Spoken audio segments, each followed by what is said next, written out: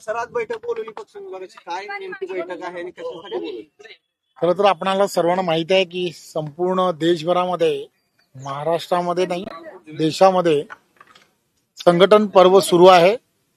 संघटन पर्वाचा अंतिम टप्पा हा आता सुरू झालेला आहे.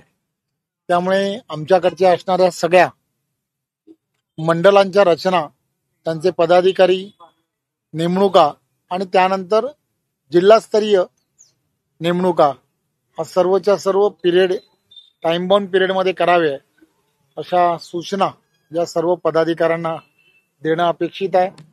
त्यामध्ये काय अडचणी आहेत, कोणाशी काय बोललं पाहिजे हे प्रत्यक्षात त्यांच्याशी चर्चा करणं ही अपेक्षित आहे.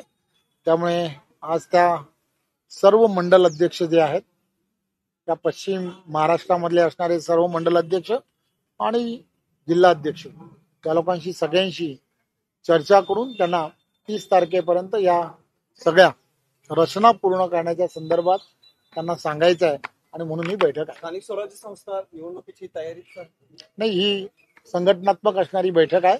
संघटनात्मक रचना या पूर्ण करणं असं अपेक्षित आहे. त्यामुळे त्यासाठी असणारी ही बैठक आहे. धन्यवाद.